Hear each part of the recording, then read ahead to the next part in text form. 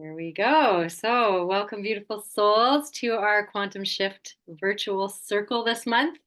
I think a lot of people are away and doing their summer thing.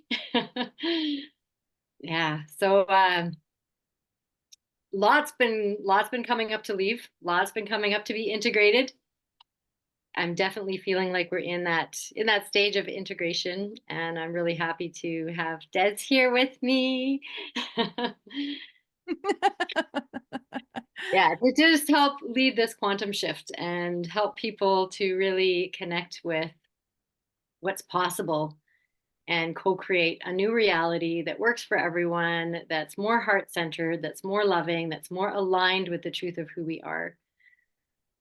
And yeah, part of that is nervous system regulation. So we'll be doing some of that. We started that last month and we're going to continue that. And those of you that are in the Edmonton area, I know a few of you are. If you want to join us for the in-person one tomorrow night, there's still room too. We're going on a field trip and we're meeting at Kind Ice Cream, and then we're going for a walk through Mill Creek Ravine that will be guided. We'll do some meditation, some forest bathing, and yeah, you're gonna leave feeling deeply nourished and more aliveness, and coming to your senses. And we're also gonna do that a little bit tonight, help you to just come to your senses more and really connect with that aliveness, ground and center. Um, yeah. So Des, maybe you can. I think most people know us. Anyway, I'm Jerry Tarrant, and my business is Living from Heart Center, and I really strive to help people do that, to learn to live from their heart and from their center, and operate from a vibrational frequency of love. No partner required. How to be in love, no partner required. And Des, tell them a little bit about you, and then you can lead us right into a centering meditation. For sure. Yeah. So I'm Desiree. I am from Soul Path Astrology, and my other business is the Rewilding Revolution. And that's what I'm all about, is helping us rewild, which is to say reconnecting to that source within us that is connected to the pulse of the earth and really is from where our real wisdom stems from. And we live in such a crazy, busy world that's full of like constant input. It can be extremely hard to hear that inner voice. And so I'm passionate about creating spaces and opportunities and events to help people, oh, yes, tap into their own wisdom. This isn't about healing and getting people externally to do the magic for you. It's about teaching you to reconnect to your own deep wisdom. So that's my jam. And that's what we're going to do some of today, living from our heart centers. And it's the same thing. I just use different names, but same thing. Yeah, I'm pretty sure most of us here are on the same wavelength, right? Yeah, all about this love revolution and how Yes, to lead the change that we wish to see. totally. Yeah. And before I jump into the meditation, I just want to give some context. I find that I'm usually a really good like lab rat or guinea pig for what's going on in the collective. So whatever I'm butting up against, it seems to be a lot of people are frequently butting up against it. And so what I wanted to presence is how intense the last 2 weeks have been. Like lots of opportunities for, because Chiron's in retrograde, and I'm not going to get into all a bunch of jargons, but just know that astrologically speaking, energetically, we're really being supported right now in tapping into some of these long-standing patterns, these deep wounds that really we've been kind of running away from because we've got a lot of undigested material around them. But the last 2 weeks, it's just been like, probably, if you're anything like me, one thing after another, just poking at this wound. How does the And universe so, know our buttons so yeah, well? and I'm noticing what's arising for me is a lot of my old coping mechanisms, right? And because I've done enough work, I have some spaciousness where I have the capacity to watch myself wanting to engage these coping mechanisms and also really becoming present for the feeling that I get in my chest when I do that. When I squeeze myself off from love, right? Where I'm using these defensive coping mechanisms, and it actually feels like a knife twisting in my chest. Like for me, that's my physiological response. So knowing that about me And that's what the idea is with this quantum circle too, is getting, know thyself. So how can you identify when you're in that flight or fight response place where you are slipping into some old patterns of behavior that were created as a defense mechanism, and maybe at some point they were effective at saving you from what was going on, but now are just causing issues. And it's time to just adjust how we approach things. It's time to engage a different part of our mind and get our hearts in on this thing, which is terrifying at first. I mean, that's why we put in all of these mechanisms, these things that we do that are defensive, was because our heart was hurt. Like my own heart has been getting really hammered, and I'm noticing how much I just want to run away. Just run away to the woods and forget everyone in my life, forget everything that's challenging, and I'm just going to go hide in a cave. Can anyone relate to that? Like, is there any? Okay.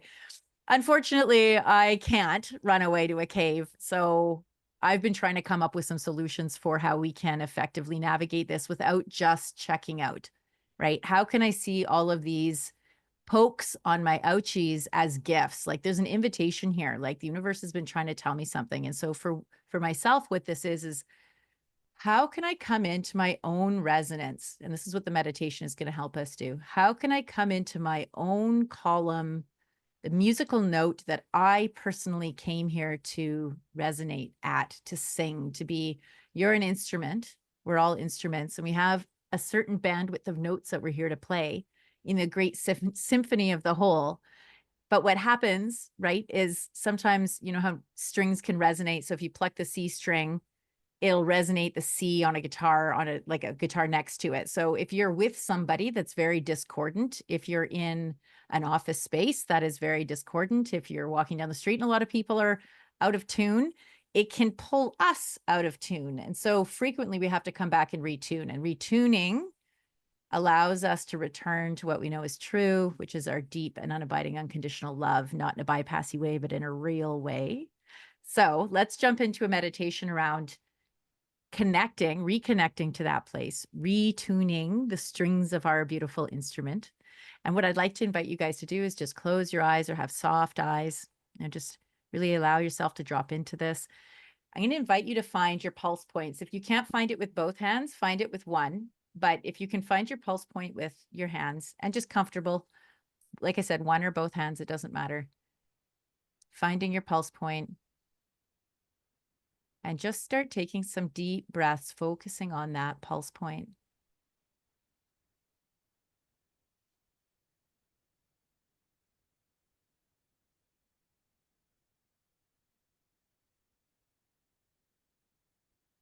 And my objective is to create some large places of stillness and quiet. So I'll lead you into this first part, but there is going to be some silence. And in that silence, you may find that your to-do list pops into your head, that fight you just had with your best friend has just popped into your head, that thing that you've got to get finished might popped in your head. And I just want to remind you, in an invitation to just return to the breath, return to that pulse.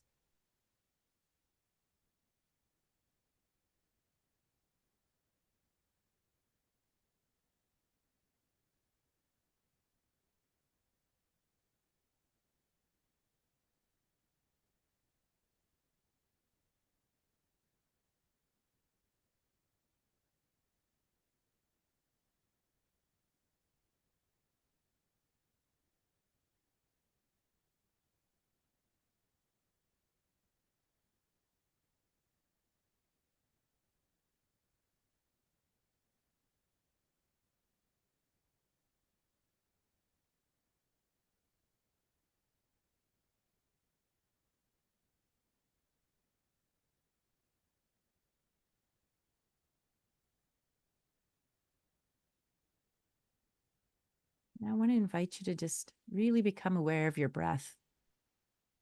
Notice how your breath and your pulse dance together. They're not going to be at the same rate, but they work in symphony and tandem.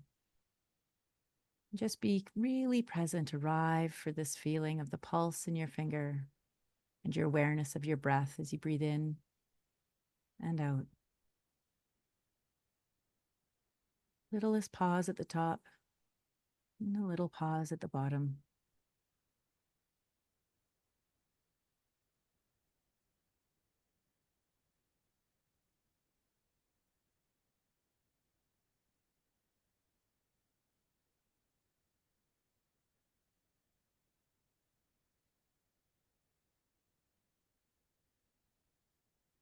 Really allowing your body to relax. Allow the brow to soften, your teeth to separate, your jaw to soften, your tongue to move from the top of your mouth down. Feel that softening as it drifts down your shoulders and your arms, softening around your belly and your hips. The comfort of the support of the sit bones, your thighs and your calves.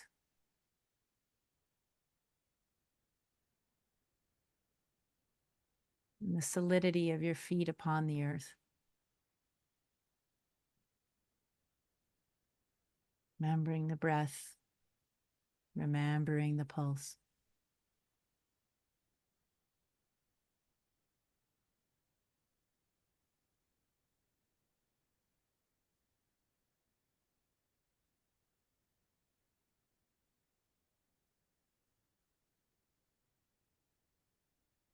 And there's a third element in our body, and that's our water, the water in your cerebrospinal fluid, the water in your cells, in your skin, in your muscles. And this water is connected to the moon and to the tidal forces.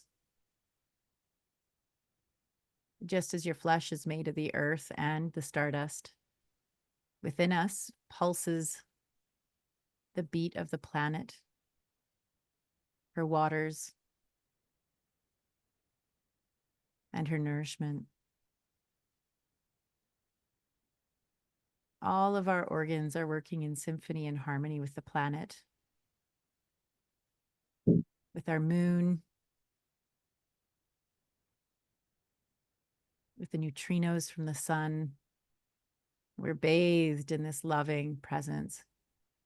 You are this loving presence.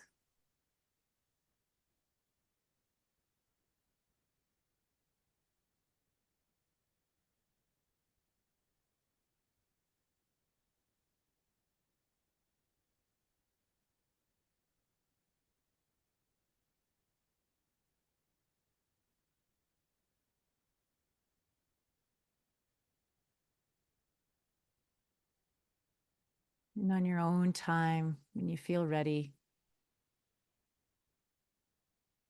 I want to invite you in to mentally thank your cells for doing their work. Thank your body for doing all that it does without even your conscious awareness. Thank your pulse. Thank your breath. L'esprit de corps. Bless your breath.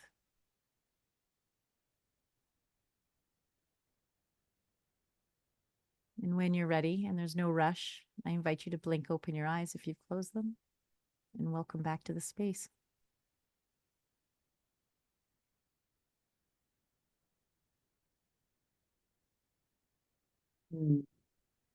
Bedtime yet? That was nice. Yeah. Thank you, Des. It was beautiful. Very relaxing. My pleasure. And I love that, like just, finding the pulse points and focusing on that and coming back to that. It's as unique rather than the breath, and well, the breath as well. But yeah, that was really nice. Yay. Yeah. Yeah, so feel free to type in the chat kind of where are you at? How was that for you? Any comments? Or we have a small group, so if you're brave enough to unmute yourself and join us in here, please feel welcome. That's the beauty of this small group is if you want to just kind of dive deep and get some one-on-one, knowing that it's being recorded, right? So aware that it is being recorded. You can absolutely do that or type your questions in the chat too. Because I'm always happy to just, whoever shows up live, Give a little extra, right? Yeah, I just wanted to say thank you for holding this space for us. And I've really been feeling the the energy lately, and it has been kind of overwhelming to a degree. Just kind of trying to integrate it. And I definitely have felt that like wanting to run away, so to speak, or pull away, but I have another part of me that's been, I don't know, desperately wanting to reconnect to source or my higher self. So it's like I'm it's like there's different parts of me that are experiencing different things, but I'm trying to integrate it all and just push forward and kind of relax into it, even though it's very powerful energy, but knowing that it's ultimately good energy. But just trying to get like my, I guess my ego or my mind to relax and realize it's okay. Like even though it's overwhelming. So I really appreciate you explaining that part of it, and then also the meditation, which was very peaceful and calming. So it's very helpful for the nervous system to kind of just allow ourselves to relax so that we're able to open up and kind of receive this beautiful energy that's coming in. So I just want to thank you both for, allowing or for hosting this space and allowing us to, kind of be here in this collective and experience this together. So Thank you. Wow, thank you. I'm like, I almost want to end on that note. Just kidding. But that was really well said. And I always feel you, Danny. Thank you very much for your heartfelt shares, and Renee and Ira, so awesome to have you here too. Like, we're the diehards, we're the leaders of this love revolution. I think we scared everyone else off. I'm not really sure what's going on this month, but there is a lot of it's the energy, right? This upheaval, and the one after another, like a lot of people are like, what the heck's going on, right? This snowball, and we're in like the great dismantling, the fires, the burning things to the ground that no longer work. And it is an intense and often painful process. But yeah, I keep reminding myself this too shall pass. Just welcome what is, instead of judging what is, welcome what is. And yeah, and it's hard to stay open. Renee, yeah, please come on in.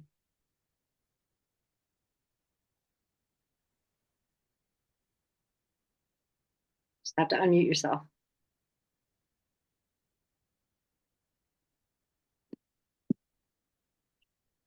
Okay, I'm going to have to oh, you did it. Okay, good. I was like, Yeah. I don't know how. Anyway, um, I was reflecting on the question I asked you um through Instagram about about for about forgiveness, um and how only love is real. What if like I'm find it hard to forgive some people, but when I go to the place of like, if only love is real, I find it easier. Can I just like bypass forgiving them? Like, wouldn't that just like include it? Like, just like include that forgiveness? If like everything is love, like, okay, cool. Like, okay. And I feel like, anyway, okay, hang on. I just want to speak to one more thing. Is that um I have been observing the stories in my mind, and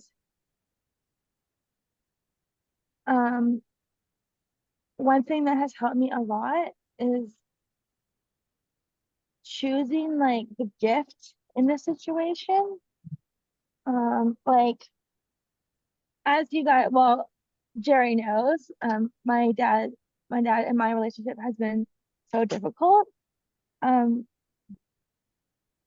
But the story I tell is very negative, and I just observe it, and then I have to. It takes a lot of lots of energy, but I'm starting to change it, shift it, be like, thank you for showing me where my true power lies is not in being codependent relationship. I don't know if that makes sense, but anyway, I don't know. Just like the anxiety of things sometimes I just feel like and when it feels overwhelming, I just sit in awareness and just observe it. Anyway, that's like all my Thank you. thank you. Absolutely. And yeah, so as far as the forgiveness goes, and only love is real. I mean, that only goes so far. It's only so helpful when you're in a body on a planet experiencing all sorts of other stuff that is real. It is happening in this moment. So even if the ultimate truth is only love is real, that's not always helpful when you're confronted with these pains and with this evil, which isn't love, like it's devoid of love. So yeah, like darkness is just the absence of light, right? Is darkness actually real, or is it just the absence of light? Because as soon as you turn the light on, it doesn't exist. It transmutes it. And forgiveness is kind of the same. It's like it's remembering who you are, and remembering, like that we all are suffering. We're in a body on a planet. There is suffering in this realm, as illusionary as it might be. It's still very real. So the important thing that you can't bypass is feeling the feelings. Acknowledging that, yeah, like I'm angry, I'm upset, I feel like my story is that I've been wronged, that either they've done something wrong or I've done something wrong, and whether that's true or not, that's actually to acknowledge that that's what's coming up, that that's your story, to recognize it, to accept it, to welcome it, and welcome those parts of you. Otherwise, we're keeping parts of us at bay, and we're not whole. And this really is a coming home to yourself, and a coming home back to wholeness, and an integration of everything, and that it's all allowed. We don't want to be judging it. And we want to be acknowledging all those parts that are hurting, that have trauma stuck and wounds, and welcome that and allow that. You're allowed to be angry. You're allowed to be scared. You're allowed to feel like you've been wronged. You're allowed to, all of that stuff. And so I think, like, A Course in Miracles and a lot of that, is only helpful from a certain perspective. So I tend to kind of, work with people where they're at, and what's actually helpful with where you're at and what you're experiencing in your body. And you don't have to forgive. Feel your feelings first. And at some point, you're going to organically have a desire to just, yeah, like cut that cord, which is really what forgiveness is. It's cutting that energy cord that's draining you, that's draining your energy. Every time you think of that person or that situation, there's anger, there's sadness, there's depression, there's like an energy drain. And so you're not able to be in the fullness and the truth of who you are. And so it's, taking your power back and saying, I'm no longer willing to live with my heart closed in protection mode anymore. Because whenever there's a resentment or there's something alive still in us, it's taking away from our life force energy. It's taking away from our vitality. And temporarily, that's fine.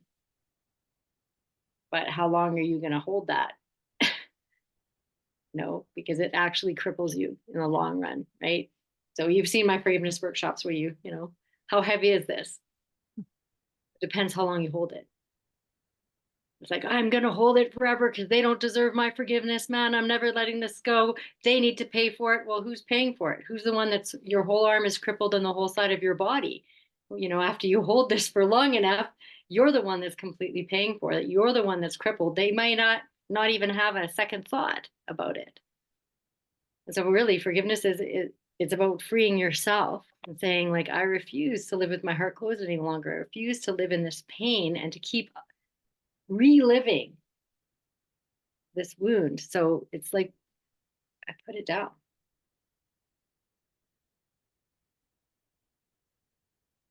And yeah, and like it may be something for you and I to just do sort of one-on-one, doing a call one-on-one to go a little bit deeper into it. So if you have a specific person and that you're struggling with, I can certainly guide you through that. But you don't need to prematurely forgive. You need to feel the feelings and acknowledge that part of you. Like, start there. I just want to, if I may jump in too, there is some value in temporarily bypassing to the place of unconditional love where you can just release it all. Like when it's really intense and your nervous system is just like at its max, there is a gift in that elevation to that. Like, oh yes, it's all just good. It's all God. But you living there is actually prematurely is as harmful as refusing to let go of the resentment. Like I call it a dysfunctional sacrifice. So there is this lamb energy of when you can sacrifice your ego, but you're really doing it from, and it's not really an egoic sacrifice, but I'll explain that in a minute. But you do it from this very like authentic, genuine place. Like you're really actually organically tapped into this depth of unconditional love that it's just, there isn't anything to forgive in that space because you just see how it's all just perfect and all that. But reaching those are peak moments. And it's like, if somebody says they live there, they're lying because they don't. If you're on planet Earth, there's no way that you're permanently existing in that place. You know, like I dare you to steal their car, have sex with their wife. I bet you they're suddenly not going to be the most forgiving humans in the universe instantaneously, right? Now, you can use all of that, right? All of these hurts and these issues and these betrayals, and they can be, in fact, that's their job, is to be alchemized into unconditional love. But it's so important. And I love, Jerry, that you used the word organic because I'm going to come back to that. It's organic. It just happens. The problem with humans is we're so smart, or we think we are, that we learn about a concept and then we think we can make that concept happen, but you can't. Like you actually, all we have to do is arrive back in our bodies. And to your point, Jerry, feel the feelings that are actually there. Right. And like sometimes it gets a little bit too intense and you've got to like exit stage left and dissociate a little bit and then come back to it. Right. Because this is about coming home to the self, coming home to that truth of what's actually happening for you right now. And Danny made a comment too that's like perfect in the chat group to that. Like he says, yeah, having tried stretching and reaching the light and just ignoring the parts that need to be healed, thinking you could just leave it behind, but then realized he could only go so far when parts of me were still wounded or in shadow. And that's totally it. Right. So I wanted presence, like by all means, bypass into unconditional love for a hot minute just to give your nervous system a break, but come home again and keep doing the work of cleansing that. And you will come to forgiveness very organically. It's not something you do. It just unfolds. Mm-hmm. Yeah. Yeah. So I go to those the sensory deprivation tanks, like I go floating quite regularly.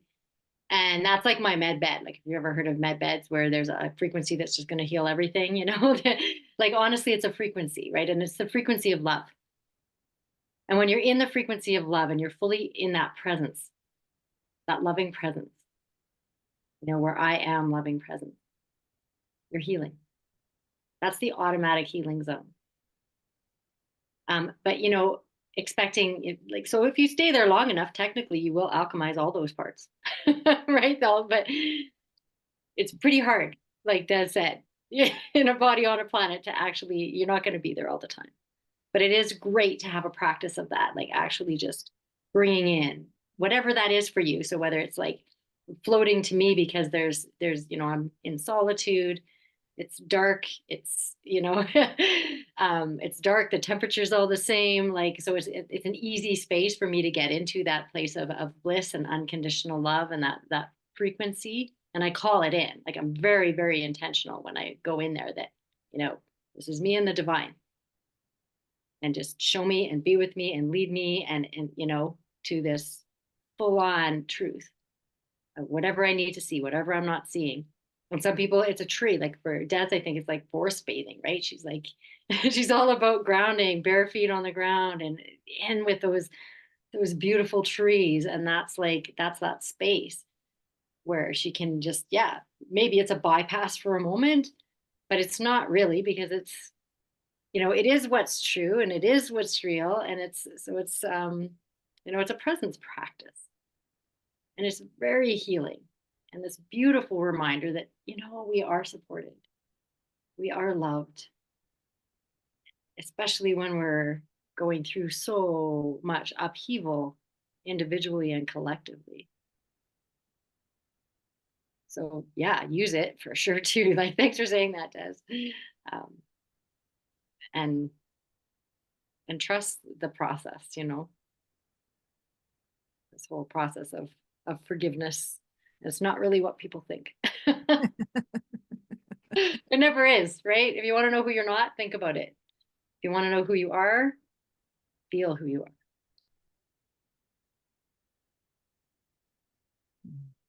Because your head's going to take you out every time and actually protect you from the depths of feeling. And that's where the aliveness and the love is there. But man, you have to get through some pretty deep wounds that include ancestral wounds and past lives. And I mean, we're getting to the real root of things, which is why people are experiencing such intensity right now, and me included. And so, and I do believe that love is the answer. Love is always the answer. And forgiveness is the face of love. And more, I'm experiencing even the ways that I wasn't loving myself. So I was experiencing like a lot of pain in my body, like my arm. I have pinched nerves in my neck and my back, and my arm's like always tingling and vibrating and numb, and it was actually super painful. And so I was trying to heal the physical with the physical. That is kind of our default and how we're conditioned. And that only goes so far, because there's always an emotional component, especially with our body communicating with us. And yeah, and so I'm used to, like, I love deep tissue massage, and I thought, yeah, you have to get in there and feel the pain, and yeah, you're really getting it. It was making it way worse, right? So I'm like, yeah, you're getting to that point, like, keep working it. So she was digging her elbow in there, and she was doing cupping, and then I had like a second head growing out of me because the cupping it swelled so much. I had like these cupping scars for weeks, and like these massive bruises, and they swelled right up, and it got so much worse. And I went thinking it's going to alleviate some of that, it's going to pull it up, it's going to, and it actually got so much worse. And then when I went floating, I was taken kind of on this tour, this, like, or I was meditating. I guess it was through a meditation. And it was like, that's your inner child. She's 4. What you just did made her tense more. And it basically showed me like a turtle shell. That's the problem in the first place, is that how much she's been beaten up. And that's the opposite of what she needed. She doesn't need someone to drill their elbow in and cause that kind of pain, because that's actually what's causing the pinched nerves, is that it was re-traumatizing me. And that was a huge revelation for me, like that, wow, deep tissue massage and cupping, and not that that's true for everything and everyone, but check in, because that can actually re-traumatize you and make it worse. And it caused me to shell up and shield up even more and tighten up even more. And what I needed was just this gentle, loving touch, which I think, well, it's not doing anything. It does everything. It does everything. The gentle, the love. And so, like that fable that of the sun and the wind, maybe you can share that with us, like it, because that really came to mind when I was sharing, and when I was sharing with Des, she's like, oh yeah, right? Like beating up yourself, whether it's like in a physical way in the name of healing, you know, we're so conditioned Yeah. to be hypercritical, and then even and to use those, you know, like let's do the pressure points and the deep tissue, and that isn't always helpful.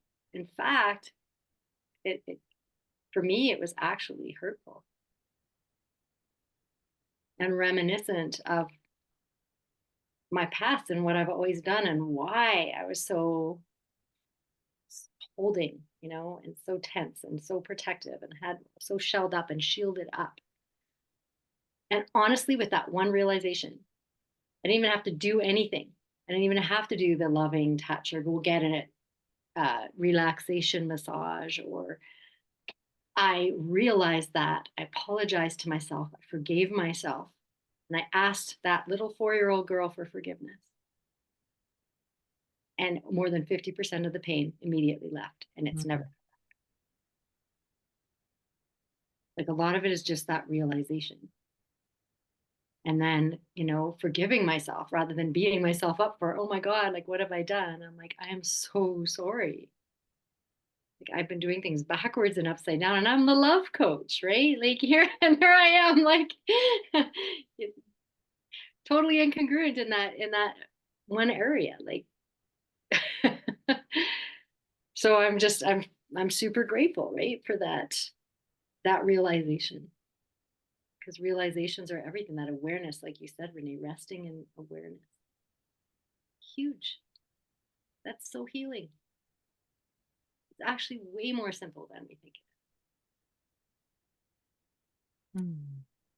So are you aware of the fable, the sun and the wind?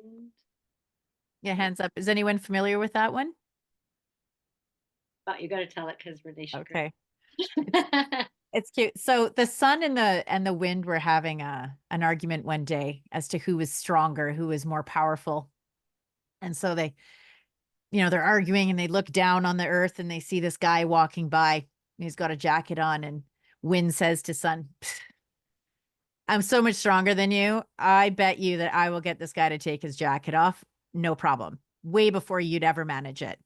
So sun's like, all right, give her.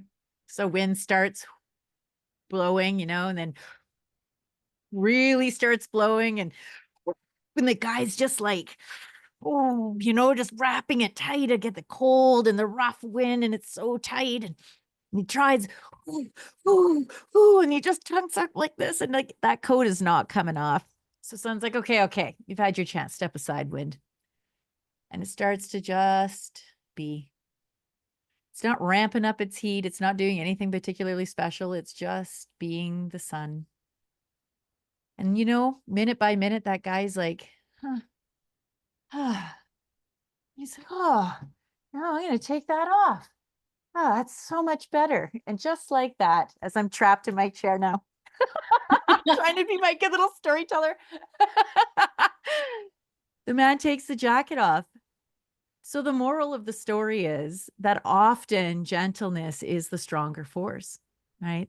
And there is obviously times in our life when strength and courage and self-discipline and like big action taken consistently, that is the call, but that has to come from this grounded, full, joyous place, not from a place of fear or lack, not from a place of, well, I have to do this to be good enough, right? If you're in that headspace, right, where you're coming from a place of fear, coming from a place of pain, coming from a place of not enoughness, this is when the sun is what's called for, that mother energy, the energy of the lamb, this gentleness and this compassion is what's called for.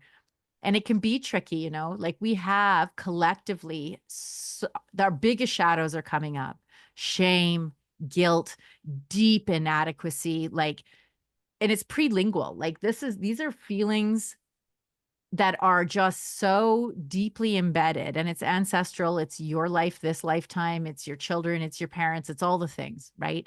And it's coming to this head, and there's this invitation. as much as we want to resist the shame and guilt and we want to defend or, protect ourselves, we don't want people to see that part of ourselves, or maybe we're hurting ourselves so much that we want to hurt others, we want to shame them. And then it becomes this spiral of just like, oh my God, I'm the worst person ever because I've just tried to hurt this other person because I was perceiving them as attacking me. And it can become like, well, it can become hell, right? So when you're in hell, as the saying goes, keep going. But what that means is to invite in the softness, compassion, understanding. When you feel most frustrated with yourself, when you feel most like you want to, like, for fuck's sakes, just get up and do the thing, like when that part of you wants to come online, step back. I'm like, oh, this is actually when I most need tenderness, most need to be offered compassion, most need to understand myself. And for me to get there, like I have to journal it out. Like when I'm like super raging or I'm feeling massively defensive or I'm feeling like really intensely emotive, like I have to write it down. No editing it, no worrying about, oh my gosh, what if somebody reads this when I'm dead? Like it just gets the full bore thing. Then I've emptied it out and there's some spaciousness, and then I can start getting curious, right? The inquiry can start to come in about what is actually happening here and what do I really need? What need was I trying to get met when I was exhibiting the behavior that someone was shaming me for? Or what need is my friend or my colleague or my lover or whatever, what need are they actually trying to have met that's exhibiting as this painful action, right? And this is where compassion and empathy opens. This is where forgiveness organically arises, because you can see what was going on. You can relate to it personally, but you have to be so humble and so vulnerable. And it can be, the strength is in the softness, Yes. Mm. Yeah, water wins every time. It wears away rock. Mm. Right? So what is soft is strong. And that flowing. So and so many times we try to, use force and like the wind. And where are you being the wind in your life and trying to, force yourself into that change? Or using force then is often reminiscent of one of your parents. And it's where the trauma was first formed. And so we're re-traumatizing ourselves by using that force rather than using the language of the heart, which is gentle, it's kind, it's encouraging. Yeah, thanks for chat. Yeah, yeah, Renee, glad you like the story. Annie, shame, guilt, embarrassment, condemnation are my personal four horsemen of the apocalypse, with a side dose of fear.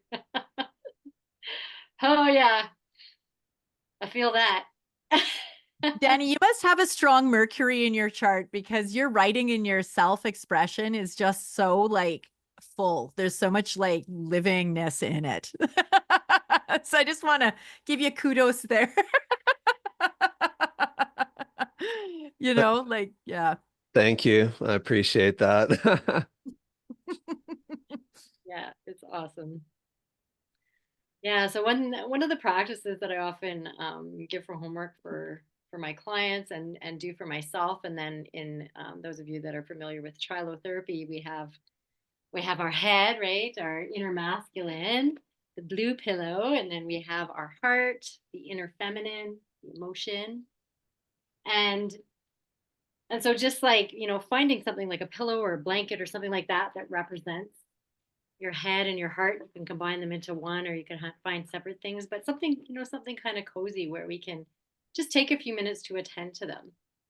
I'd love to just lead you through just a brief experience that is deep, it's profound, and it's one of the simplest things you can do to really help yourself at this time.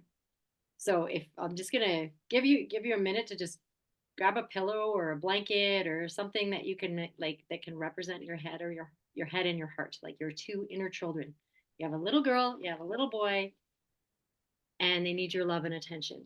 They need all the things that they didn't get in childhood, right? We need to be that for ourselves now.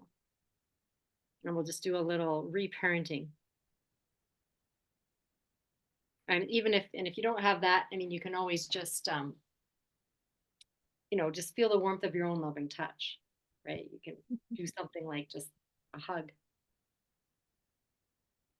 Put your hands together. Put a hand on your heart and a hand on your belly, something like that, or both hands on your heart to just really feel that. Feel your head, feel your heart.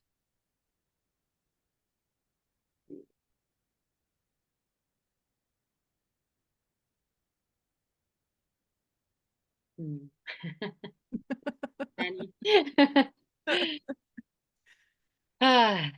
Yeah, so go ahead and so it's a beautiful practice, and there's a mantra that I always use. It's a mantra that the first time I went through like autoimmune symptoms and really struggled with some serious pain and fear in my life. That's where the mantra was first birthed. And what it is it's just, I'm here. I love you. I'm listening. And so I want you to just connect with your head and your heart, connect with your inner children. So, whatever that looks like, that you're wrapping your hands around yourself, putting a hand on your heart, or hugging a pillow. And I want you to arrive with your breath and arrive with your two inner children. So, just imagine, taking them up in your lap, that inner little boy, that inner little girl. And they've been through a hell of a lot of trauma. And we all have both, right? We're masculine and feminine. And just take a few breaths so that they know that you're here with them. So I want you to give them an experience of your presence. So just breathe and connect with them. Use your intention. Use the warmth of your own loving touch to connect with those parts of you, with your emotion, with your logic. And often they're very young, and sometimes they're stuck at a certain age. And there's some unresolved emotion, a story that stays stuck. And so just give them a little squeeze, use your breath, use your hands, just give yourself a little squeeze. And then I want you to say with all your heart, I'm here. I love you. I'm listening.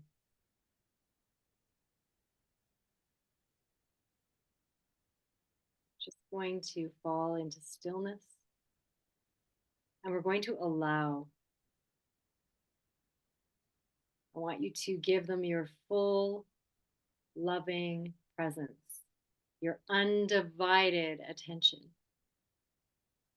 And you can repeat it a few times. I'm here. I love you. I'm listening. And then you're just going to stop and you're going to be with them with no judgment, in a space of no judgment, just a space of allowing.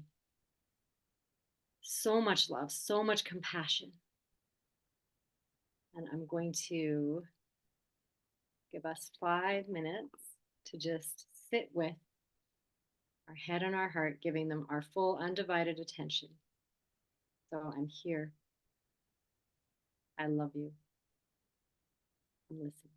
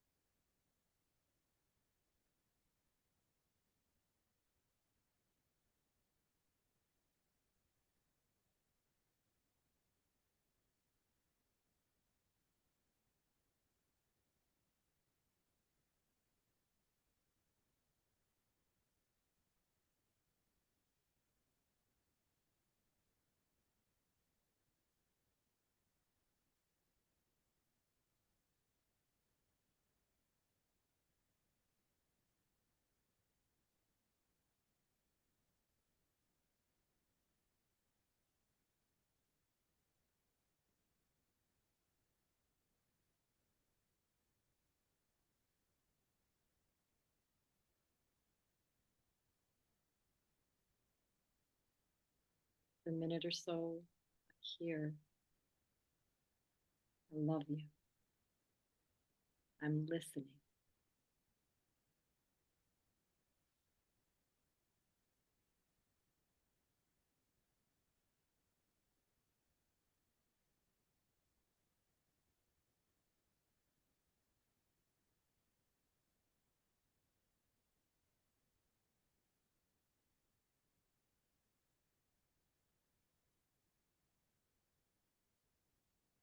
Staying with yourself, with your inner children.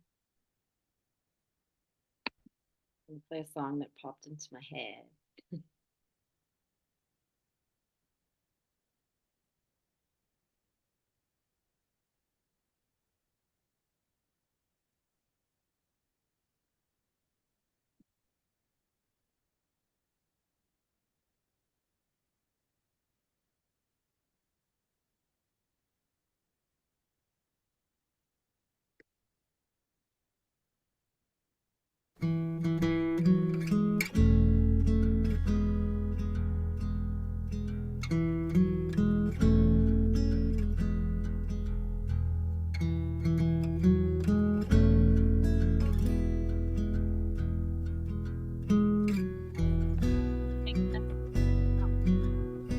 When I look into your eyes, it's like watching the night sky or a beautiful sunrise. Well, there's so much they hold, and just like them old stars, I see that you've come so far to be right where you are. How old is your soul? Well, I won't give up on us, even if the skies get rough. I'm giving you all my love. I'm still looking up,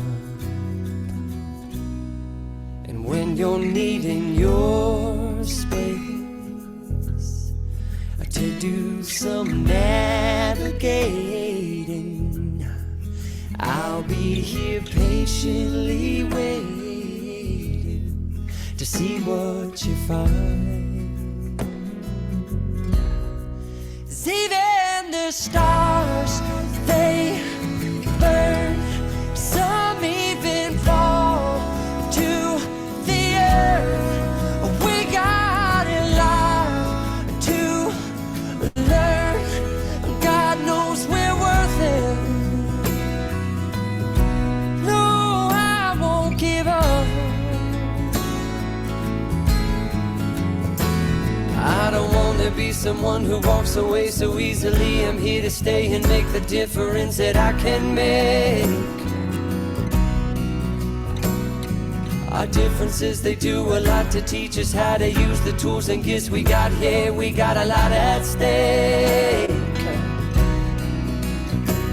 and in the end you're still my friend. At least we did intend for us to work. We didn't break, we didn't burn. We had to learn how to bend without the world caving in. I had to learn what I got and what I'm not, and who I am. I won't give up on us, even if the skies get rough. I'm giving you all my love. I'm still looking up, still looking up. Well, I won't give up on us. God knows I'm tough. He knows we got a lot to learn. God knows we're worth it. I won't give up on us, even if the skies get rough. I'm giving you all my love. I'm still looking up.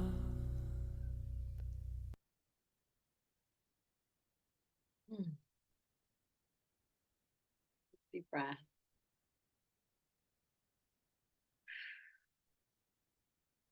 Just notice.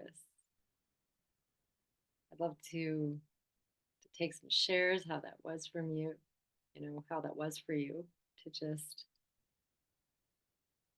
attend to yourself, to prioritize yourself, to, give yourself that love, that understanding, that compassion that you probably didn't get in childhood. To actually offer that to yourself, that understanding, that compassion, that undivided attention that to a child is love.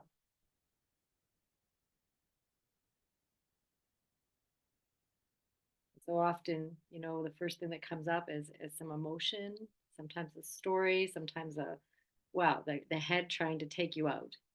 That's usually the first thing, actually, the head trying to take you out, like, whoa, how long is this going to go? And, because it's really hard for the head to be fully present, because what happens is the heart takes over.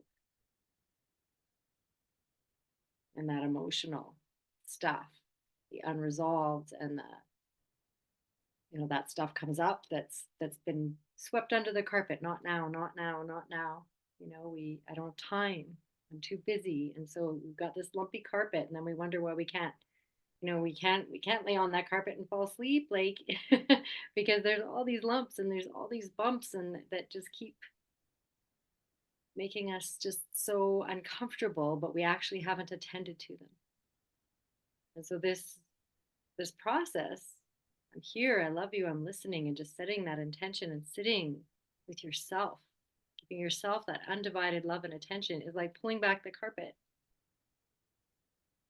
And that stuff that's unresolved can come up, to be seen, to be heard. And ideally, we meet it in this non-judgmental, loving space. So yeah, I'm curious how that was. Danny, thank you. That was wonderful. I forgot how good it feels to hug. Yeah, to hug myself, right? Just that. Like, and feeling the warmth of your own loving touch and actually receiving it. Receiving it into your heart, receiving it through your breath. Our society is programmed to look toward the outside to get validation. But self-love feels so good. Yeah, well said. Thank you.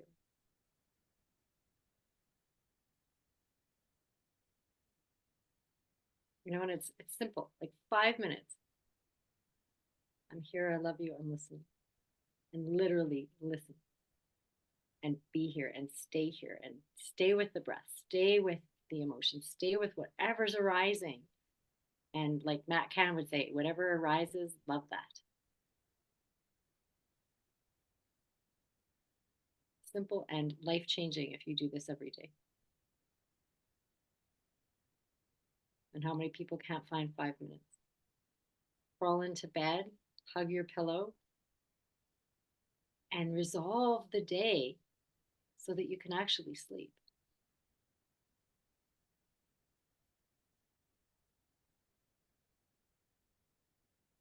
Oh, that was crazy powerful. As soon as you put the song on, I started bawling. So it obviously was medicine I needed. I haven't always been comfortable crying in public.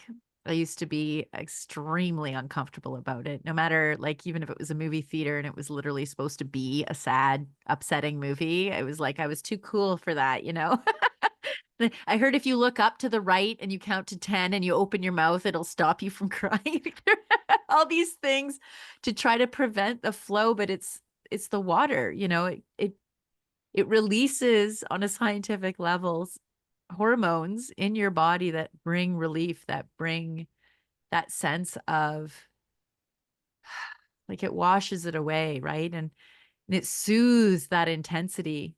Like, for myself, to be present with the grief, which is what was coming up for me, and to just let that wash through me without putting any dams in the way, without trying to squeeze it off. And there's more spaciousness after that, right? There's a, yeah, thank you. I needed that there. And it's not about attaching to the story, or like I joke and say, strapping my feelings to the chair and refusing to let it go, but rather just be really fully present for what's arising, no matter how crunchy or how, ooh, like grief is like this big, like for me, I feel it as this big thing around my heart. And yet when I can open to it, I literally feel my heart expand in my chest. Like it grows every time I could be present for deep grief.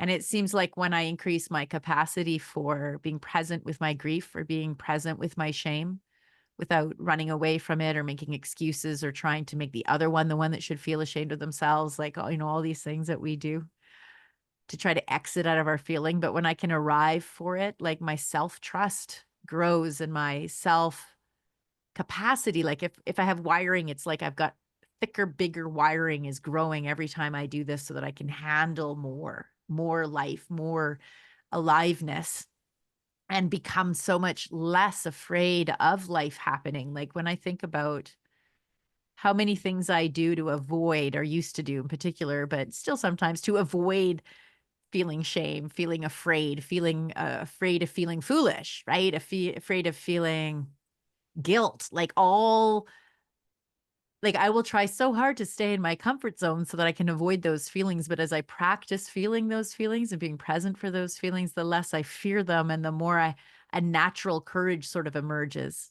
right? And a capacity to handle more of life, because I came here to fully live my whole life, like the whole thing. Like I want to be done completely worn out, knowing that I showed the heck up like as much as I possibly could, that was my life's mission, was to tap, because the more to radiate that love, the more to be that sun just radiating unconditional love, I have to increase my capacity for it, right? And this exercise just felt like I just stepped into another layer there. So thank you, Jerry.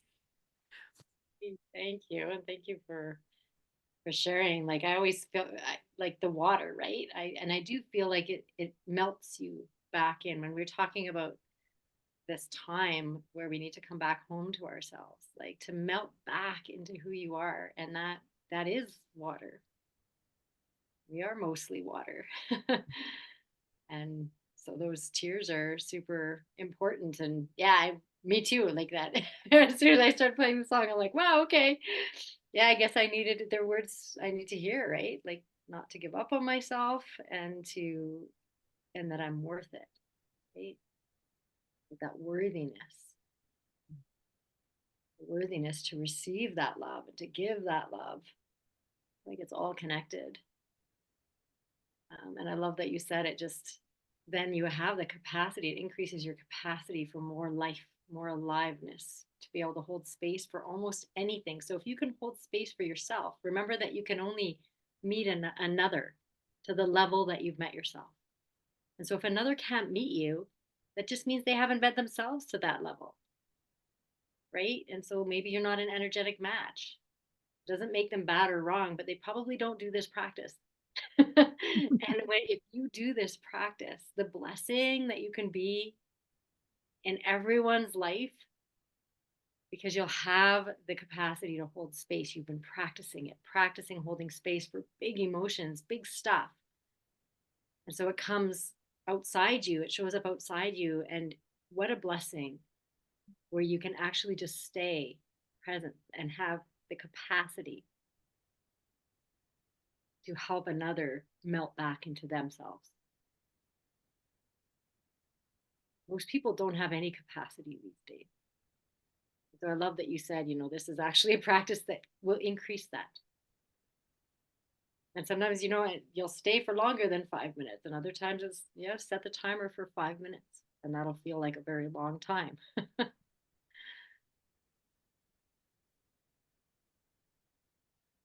Renee said, thank you, Desiree. I sat and cried as well.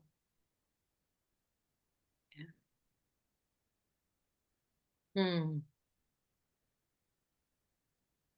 I think we all need that. It's great for resetting your nervous system, increasing your capacity. I mean, there's just so many benefits. and you are so worth it. And so I think our idea was just to sort of take a little break and then maybe share a cup of tea together. And as more of as like a pleasure practice. And a lot of us aren't allowing ourselves to enjoy life and the pleasures in life. And there's this lack of trust. So this is going to increase your capacity, your trust. And so yeah, so if you have take like 5 minutes and you can get yourself a cup of tea, or you can get like a piece of food if you want, like a little slice of orange or a raisin, or so we're going to do like a little mindfulness practice. And so some mindful eating, some mindful drinking as a pleasure practice, as a mindfulness practice, and just notice too what happens when you really slow down and nurture yourself. So is there any other shares before we break to get either a piece of food or a cup of tea?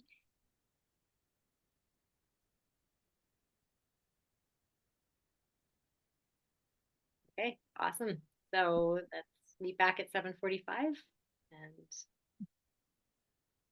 some pleasure practice.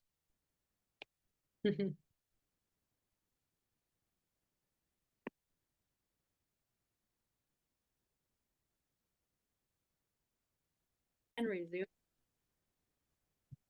Okay, so does everyone have a food or drink? Yep.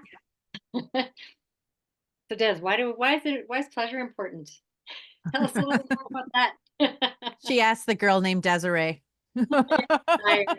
Desiree. Desire, yay. Why we're is gonna- pleasure important? Yeah. Well, because it is the seed of life, right? I mean, if you think about it in a very simple term, life literally emerges from our pleasure. It emerges from sex, like regardless of whether you're a human or an animal or a plant. Even plants have sex. It's different, but they do.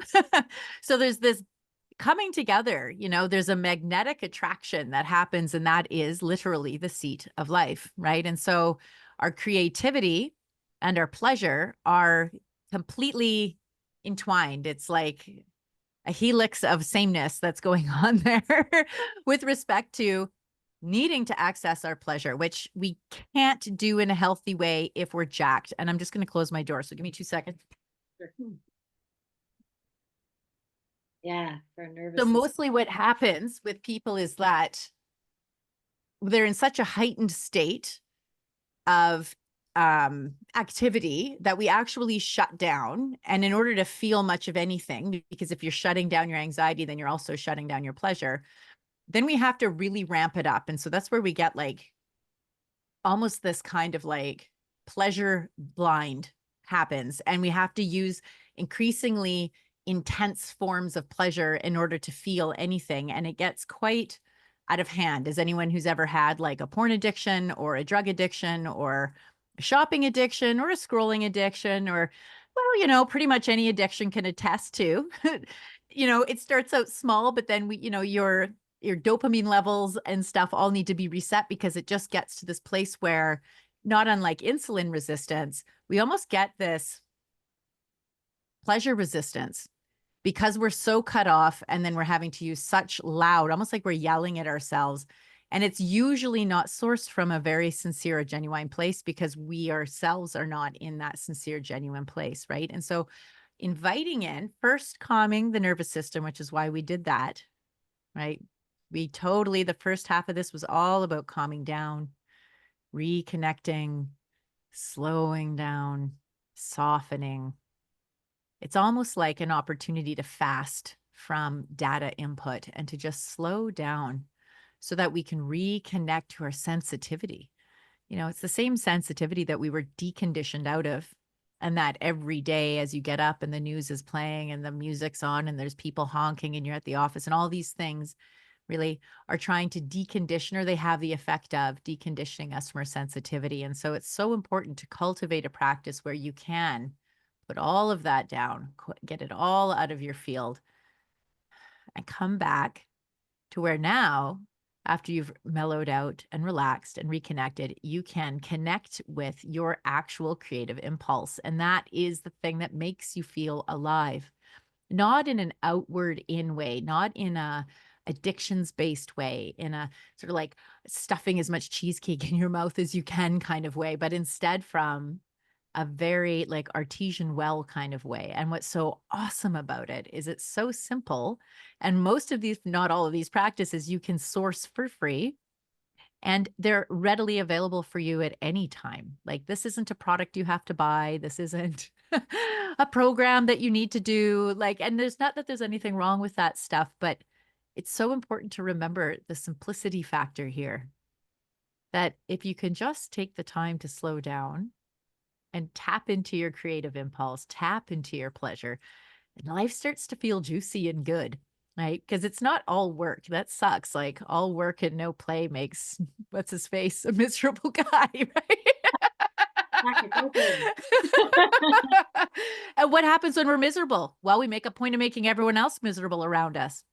So our pleasure, our own pleasure, sourced from a healthy place, is a gift to others. It isn't selfish. It isn't self-serving. It's actually a deeply benevolent gift to offer the universe writ large. Because when you're lit up and you're in your creative impulse and you're in your pleasure point, you're now that sun radiating that love and that joy. And that invites others into their own sunshine and their own radiance.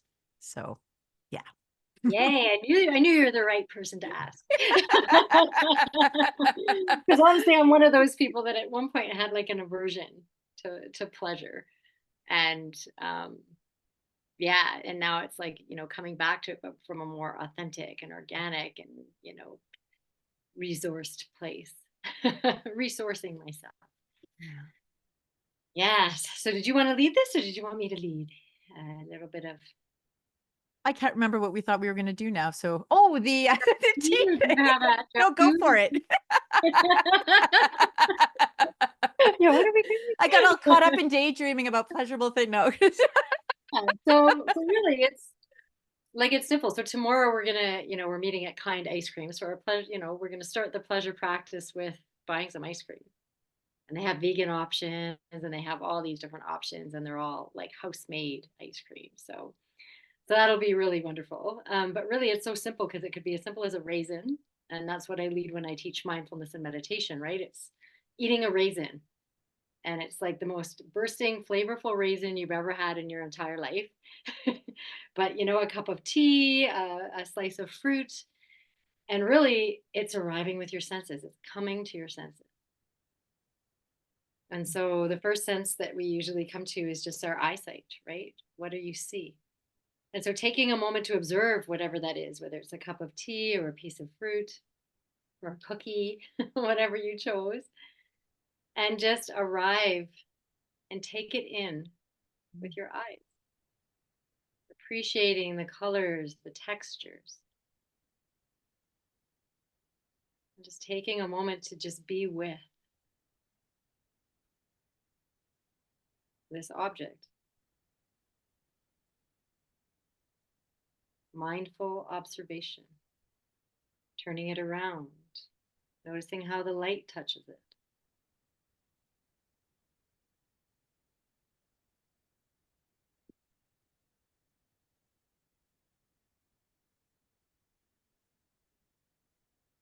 And feeling the texture of it. So coming to the sense of touch, touching it.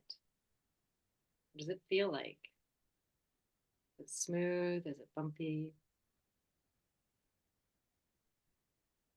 So really, it's like intimacy with this object, with this moment, with your food, right? This beautiful intimacy with all that is, but arriving with one thing and giving it your undivided attention. And then gently and slowly, like bringing it up to your nose to smell it. Right? Breathing it in. There's tantra for you, right? when you breathe it in, you breathe another in. Breathe in, breathe in that object. Welcome it into your heart. Welcoming it into your body through the breath. and allowing that to be a pleasurable experience. So really appreciating. And then very intentionally, very slowly bringing it to your mouth.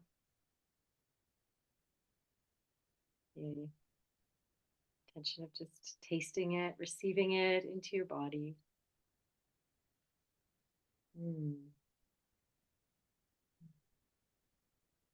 Intentionally swallowing, maybe swishing it around your mouth, noticing the different flavors on your tongue. And just taking a moment to really appreciate all the plants, the animals, the people that contributed to the energy of this tea, this creation of the tea or the object, the piece of fruit, the earth, the sun, like so much energy that contributed to this one thing, this one little piece of food, this one drink.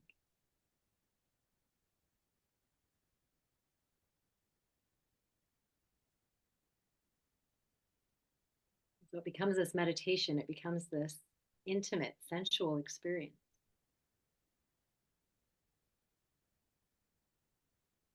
And just notice how anything, any little morsel, little sip, how pleasurable it can be. Just see how pleasurable you can make it, how intimate you can get with it. All five senses.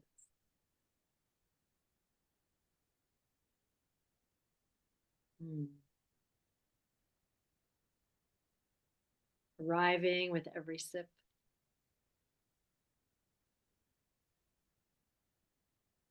So you're not trying to finish it.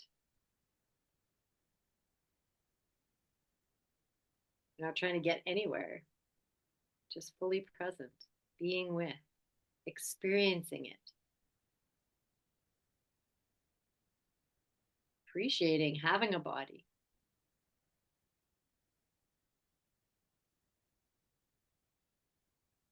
And just how pleasurable it is. Mm. Mm.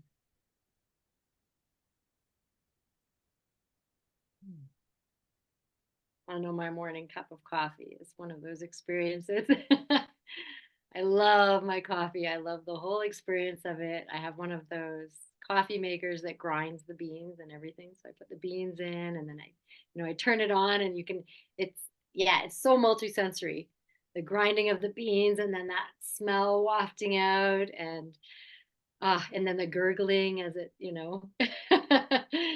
as the water moves through those coffee beans. And man, it's just, if you're actually fully there with it, it's amazing how much pleasure you can receive from that experience of just watching and smelling and being there when that coffee is making, when the tea is brewing, like everything, right? And then sitting and holding and feeling the warmth of the cup.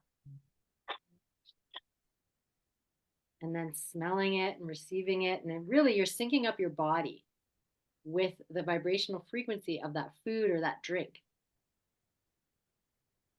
And then it's actually going to nurture you more. You're syncing up with its vibration. You're already synced up before you even put it in your mouth.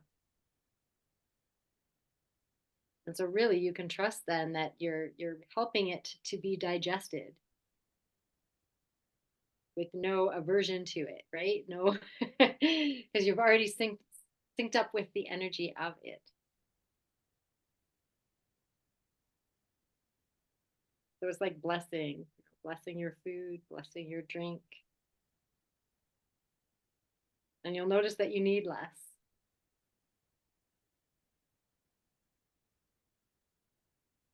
People end up losing weight when they do the mindful eating. Their choices are different and they realize, wow, one bite of cheesecake was way more satisfying than eating the whole piece. One mindful bite is more satisfying than eating the whole cheesecake, right? Like one bite mindfully. So yeah, I remember doing this with one of my classes. that I was teaching on mindfulness and meditation and giving them each one little square of chocolate. And they had to, it was all individually wrapped, and they unwrapped it. And then they had to, and that was even pleasurable, just listening to that. And then the smell, oh my goodness, they're like, what? This is so good. And some of them came back with half of it left the next week. They're like, that's all I needed. It was just orgasmic. It was amazing. Yeah, they're like, how come no one ever taught us this before? Well, it Yeah. doesn't get taught because you don't consume as much when you're satisfied with so little, right? And that is what we're being called to, the simplification, like integration, coming back home to yourself. It's not more, it's less. It's what can I let go of? How can I simplify? How can I connect with the essence of who I am? And what's in the way of that? All the stuff, all the choices. That's what's in the way of our pleasure and our appreciation of just what is and what we have. Thinking that we need more all the time. The cure for more isn't more, it's less. Contrary to what you've been indoctrinated into believing. But it takes courage, right? To slow down, to be intimate. We're so cultured out of intimacy and intimacy with our bodies. And I feel like this is a beautiful segue into, eventually we're going to do some movement exercises. But I remember as a little kid being very comfortable in my body. I climbed trees and I built things and I ran and I skipped and I slept and I stuffed myself into little corners and like I did all these things, right? But then as I went to school and, you get in trouble for fidgeting, and then worse still when I entered into puberty and was getting a lot of feedback about how unsafe it was to be in my body and how unsafe it was. You get teased and mocked if you didn't just sit still and you didn't just behave, and you learn to not emote, like all of these ways that we just slowly lose intimacy with ourselves. And we live in such a fashion, in our air conditioned buildings and air conditioned cars, and then we go into the garage, and we're so divorced from our planet. We're divorced from the actual intimacies of life, the changing seasons and the different weather. And we've been taught how important it is to be comfortable, but to be comfortable, it comes at this great loss, this great divorce from life. So slowing down, like this practice, is just such an invitation to notice, where am I maybe a little uncomfortable? Where does my head come in and be like, ugh, this is sort of foolish.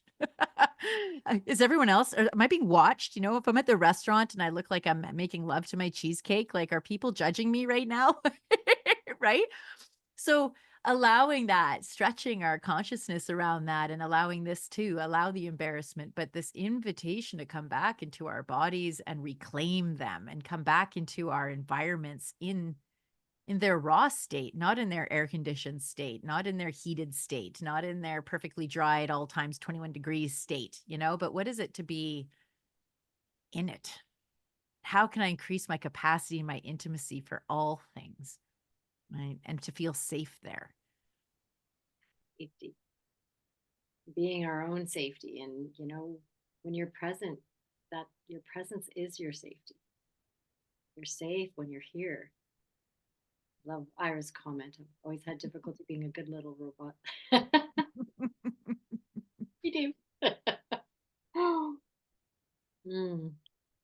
Yeah, and I just love that invitation to just the simple pleasures, to experience the intimacy in everything and pleasure in everything. Yeah, come back to this simple. You already have it. There's you don't need anything more. Just start doing the things that you already do every single day. Start doing them differently, mindfully, presently. And then you'll start to realize that there's a lot of stuff that we're probably doing, and we're spending our time on things that don't matter. And that was definitely one of the gifts in COVID. Coming back to what matters. Recognizing, what we've been focusing on, what we've been energizing.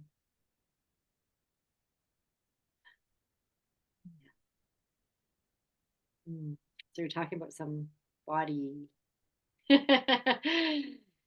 Yeah, I know we were talking about Dez's new favorite word. Whimsy. When we had coffee yesterday, we were kind of talking about tonight, and yeah, she's like whimsy, whimsical. What does that even mean?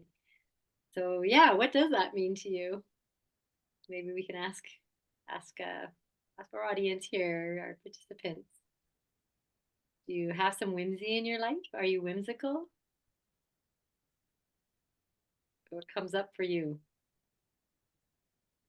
And feel free just to type it in the room if you don't want to go vocal.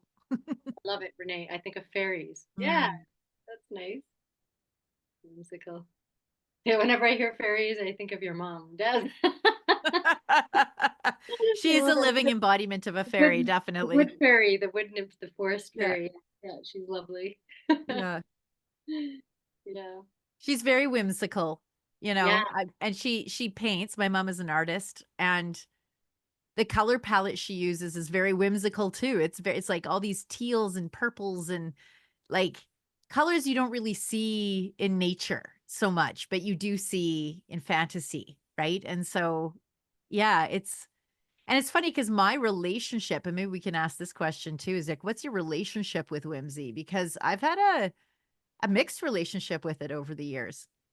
There was a lot of years where I looked down on it big time, like that was such a waste of time. Like, oh my God, grow up, right? Like that kind of train of thought. And what a waste of time. I've always been what I call a simplicity specialist. And I'm always looking for what's the most efficient way of handling things. What's the most efficient way of dealing with resources, whether that's time or money or stuff or energy or whatever. And whimsy appears to be the greatest waste of all of that at first blush, right?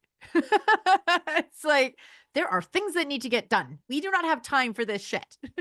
But a life lived without whimsy is a life lived without creativity, which becomes very dry. It's very head centric and it's very rigid. And Yeah. whimsy seems to bring in plasticity and playfulness, and with playfulness and flexibility, there's more capacity to weather the storm. So where I used to think that the idea was to create, a fortress of fortitude, a fortress of, if I get it the most efficient and I've got it narrowed down to the most easiest direct way of accomplishing all the things, then I will have access to being allowed to relax and I can enjoy my life. But as it turns out, enough is never enough. It can never be efficient enough. I can never get it organized enough. Life is life. It's full of X factors. But bringing in whimsy has actually cultivated way more spaciousness in my life and way more play. And with that play and spaciousness comes flexibility. So when life gets crunchy, I don't break under the pressure, I bend. So it's actually much more efficient to have whimsy in your life. I love it. Yes. Yeah, and I love Danny saying it's magical, like blowing like the wind. Yeah, fairies, magic, blowing like the wind, flexible and colorful and playful. And for sure, I've had a relationship where, yeah, I don't have time for that.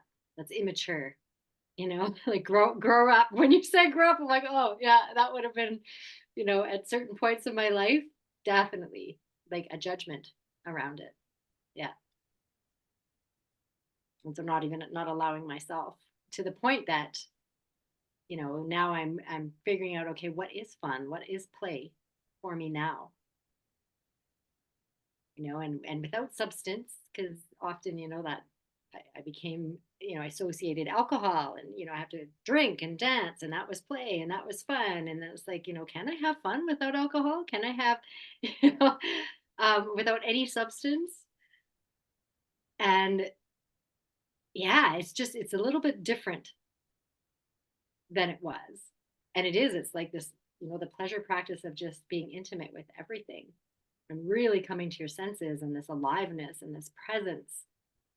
Because really, you're not alive if you're not present anyway. That's the only place life resides. So if you're drained, all the time, then you're probably living in the past or the future. and not actually here. So, And for me, the only time that I really actually recharge, where I feel like I have access to, I suppose technically it's probably an infinite, but at least a large source of capacity and energy, is when I'm in the present moment. Like spending time in the past or in the future, like excessive amounts of it, it's exhausting. Like, because you're never actually plugged into the outlet, right? You're only just ever running on your battery at that point. And so I used to use a lot of substances in order to keep myself going, caffeine and alcohol, and like not being still, like always needing to be busy and to be, like the volunteering on all the different, like the PTA, and I'm a real estate agent, and I'm with my kids full time, and I'm, doing another side job, like all these things to try to, because I was terrified if I stopped, if I slowed down, that I would collapse, because I wasn't living from this nourished place. Right. And I think about it now, and I have a lot of sadness around it, that how much I just felt like I was just always moving my kids. Like I was taking them to their after school thing, and then I was picking them up from school, and then I'm yelling at them to get their homework done. And like, there was no whimsy, very little, obviously we made some time for play where it was just silly. And the whole day was just, water gun fights and pizza for dinner and like fun. Right. But most days were so filled with just trying to do the things that I thought needed to get done to make me a good person and to provide a good life for my kids and to do the thing, And the truth of the matter is, when I'm tapped into source and I'm recharging, what I'm giving is so much more nourishing too. Right? It's like the optics are irrelevant at that point. It's like, how are you actually receiving the gift of my attention? How are we present together in this moment? Is it filling us? Or is it just waiting for someone to stop talking so I can have my turn, and then they're just waiting for me to stop to have theirs? Like, yeah, they're exchanges, but it's not real intimacy. It's not real connection. And that's, I think, what we're so desperately hungry for, is intimacy and reconnection to ourselves and to each other. And so how awesome is it that the solution to this great disconnect and this great worldwide misery isn't more work? It isn't get your bootstraps on and get her done. It's fall in love. Fall in love with the world and you'll care for it. Fall in love with your body and you'll care for it. Fall in love with your silliness and you will make time for it. Right? Like, thank God. Like, what a cool game we set it up to win and be fun. That's all we have to remember, is it's meant to be enjoyed, right? The solution is to have love. And from that love, the devotion naturally emerges, the caring for it, the having a balance of knowing when it's appropriate to receive and when it's appropriate to give, right? Like those things start to emerge quite naturally when you are connected and you're in love with yourself and with the world around you. Yeah, life.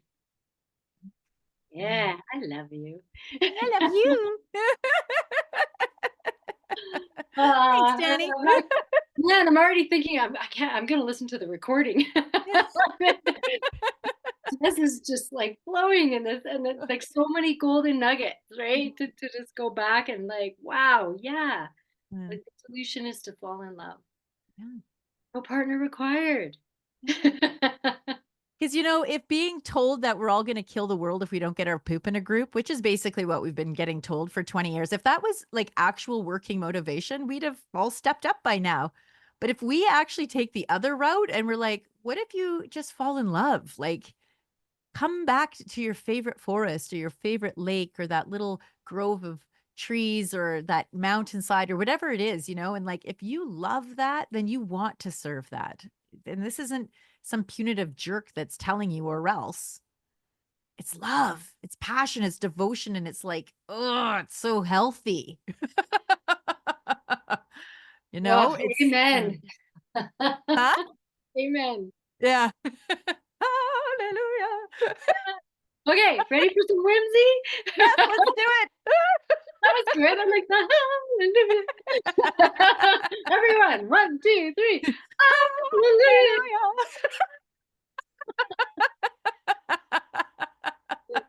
Oh my goodness.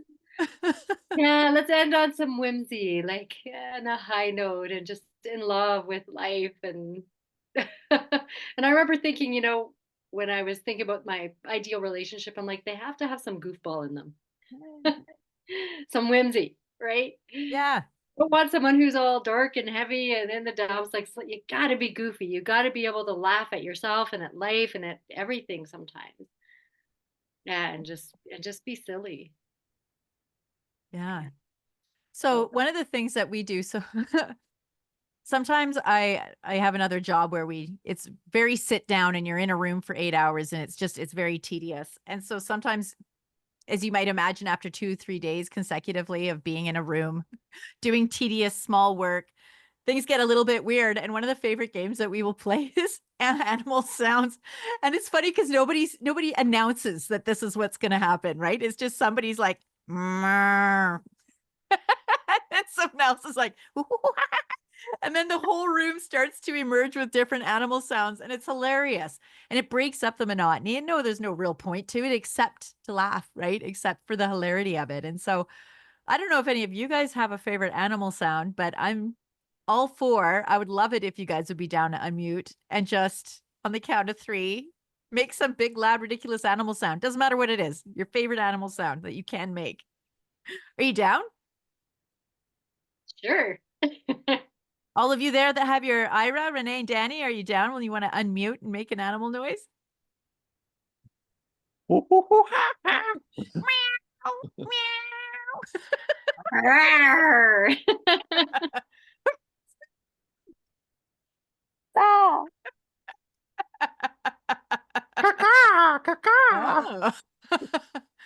uh, I got a turkey. You ready? It's fun. It's hilarious. Just hang on because I'm laughing too much.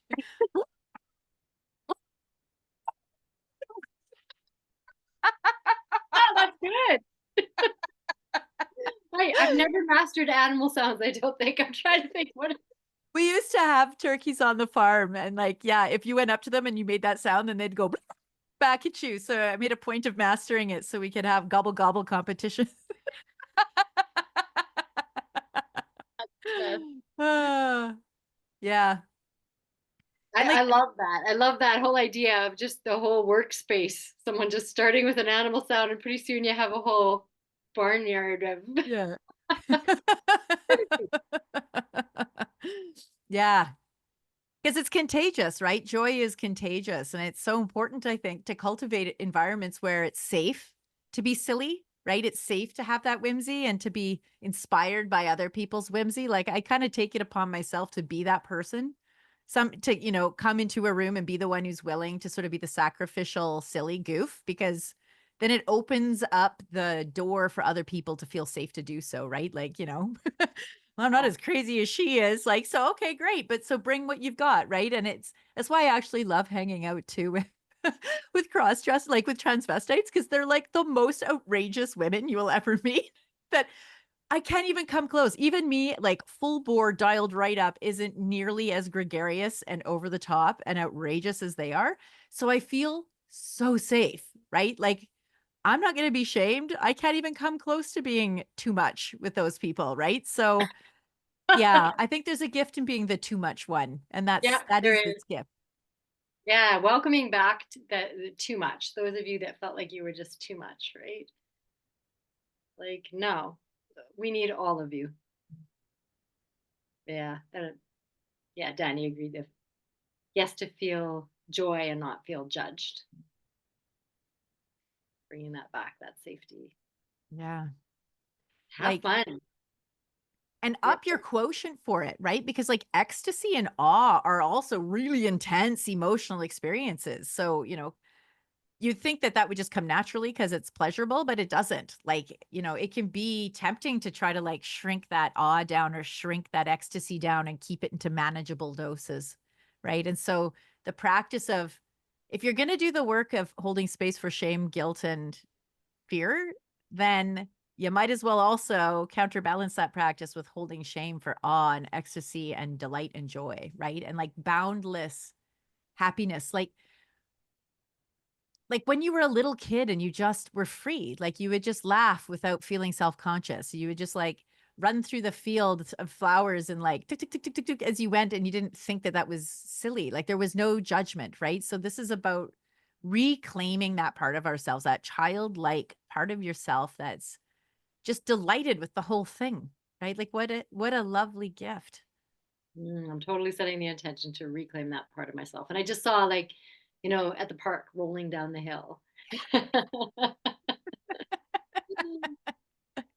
Yeah, like a full grown adult. I think next time I know exactly what hill I'm going to roll down. So good. Yes, thank you, Whimsy. Bring it on. Mhm. Do this. Yeah, any other comments, questions before we wrap up? Yeah, I kind of wanted to like tap into like when we're talking about like the dopamine and stuff like that, because I think our society right now is so chasing those dopamine hits. And you talked about how like you have to keep like upping your like develop a resistance to it. Mhm. And I've totally felt that. And I think a lot of people have, because we're so used to like instant gratification, especially like with technology, how it is right now, we can get things like instantly. So like the practice of, being in the moment and like touching and smelling is like such a good practice, because I feel like it brings us back down to the moment, and just I think it like gets us to slow down instead of constantly chasing that like instant hit. Mhm. What I just realized when we're doing that practice, like with our food or whatever the case may be, that you start being in that moment, because we're also talking about like chasing, like either thinking about the past or the future, but that slowing down and touching, smelling, tasting, it's such like a good mindful technique to get us to slow down and be in the moment. And then I felt like my nervous system, you know, regulating, but it also like helps our dopamine, I believe, because it gets us to enjoy the little things instead of chasing after that like crazy instant high.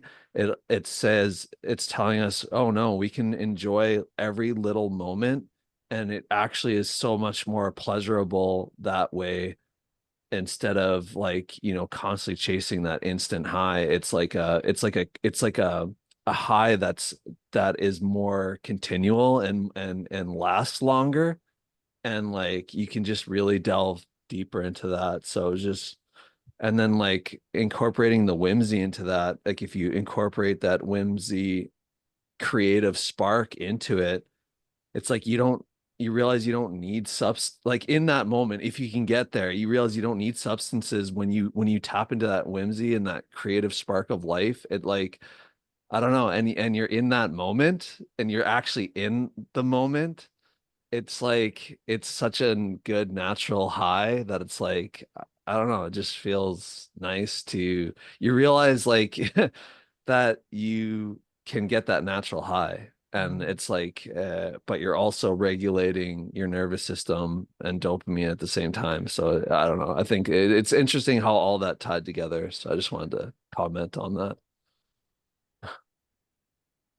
Thank you, Danny. Like absolutely 100%. And the thing is it's free. It's you just paying attention, right? Like I keep coming back to that because we live in such a consumerist society that thinks you need the latest pill, and then you need pills for that pill, and then you need to get this special rebounder thing, and this like all, and again, those things might have their place, but to just first come home, right? And like, yeah, like holy shit, I can get high off my tea. What? And it's so much more like satisfying, I think, is what you were pointing No towards. mushrooms Jerry said required. sustainable. Huh?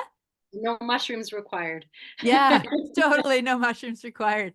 Like there's this richness of the experience. It feels more satisfying. It feels more real than what, like you were saying, than that chase, chase, chase, chase, chase, like that addictive, ah, like chasing the high, right? Like, and you can never get there fast enough. It's like chasing a rainbow, right? Like you can never get to the end of it, but coming into that present moment using pleasure. And I'm just going to throw this out here.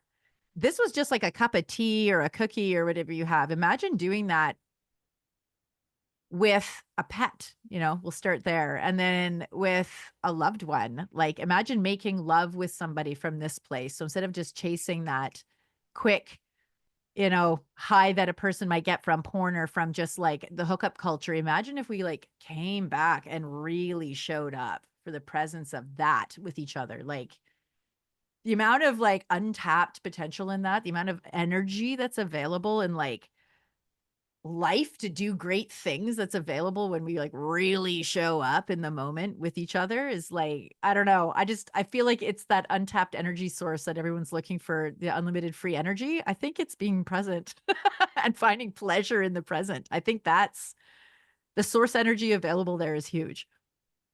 Yeah, It's- even just arriving with my inner children Mhm. and that practice, the first thing I felt was aliveness in my body.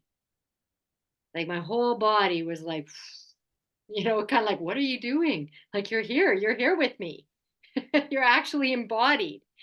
And so that energy, that life force energy. And sometimes I start like just like shaking. The vibrations get so big Mm. when I'm that present. And so, yeah, that you've got these creative juices flowing. You've got this infinite potential because that's what you're tapping into, the infinite, which is this moment. And it's all available to you, infinite joy, infinite abundance, infinite love, but only when you're here, when you make yourself available by being here now. So, yeah, it's like you can't help but share. You get to this place where you're just in this overflow, right? And I yeah, and I've strayed from that so far, like in my, going through another dark night of the soul. And now I'm starting to get little bursts of that infinite again. Like, oh yes, this, just by being fully present. Like I volunteered at the folk festival this last weekend. And I was sitting right in front of on the volunteer tarp, and all the people walk in front of there. That's where the path is. And so a few people were irritated. They're like, we can't even see the stage. Like people are all walking by. And I thought, this is the most ideal spot for people watching and for, just really loving on everyone and seeing this individual expression of the divine. And so I just started to bring them all into my heart and just, you know, be fully present with with their energy, and combine my energy with their energy. And pretty soon I had tears dripping down my face and I was overflowing with love. And I'm like, wow, how simple was that? Mm. We all have access to that every day, but we're not here. We're too busy complaining that they're in the way of the stage. It's like they are the stage. They're the players on the stage. Like how easily we forget. And then we have to come back home and trust, like, yeah, what's in front of us, that's magic right there. Whatever's right here right now is the magic. That's the miracle zone. Where are you? You're not living in the miracle zone. Then just come back with one breath. That's all it takes. Back in love. So, oh my God, I love you guys. Aw, we love you. And thanks for playing and being all in and staying. Yeah. The temptation, oh, there's not very many people, I can't stay hidden. I know that temptation because I've done it, right? Is to leave the call. But I'm going to be seen. That wasn't my intention. I thought there'd be like 30 people and I could hide. So thanks for not hiding. Thanks Yeah. for being seen and for contributing your energy and your love to this call, because I really feel it.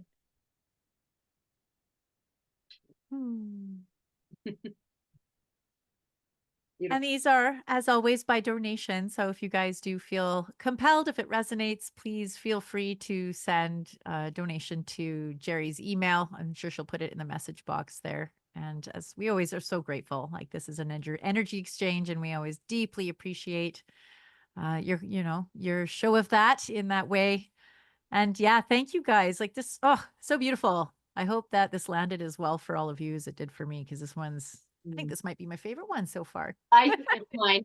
Yeah, I feel really nourished, and I love listening to you, Des. I loved listening to Danny and Renee and the reading and Ira. I feel your energy, and yeah, you're here too, and just uh really beautiful. A lot of love and a lot of wisdom. So thank you. Thank you. Love you. Have a fantastic night, all of you. And may you feel that inspiration to be more whimsical and really, yeah, bring your whole self. Yeah, feeling the love. Thank you. Thank you. Good night. Good night, Renee. Good night.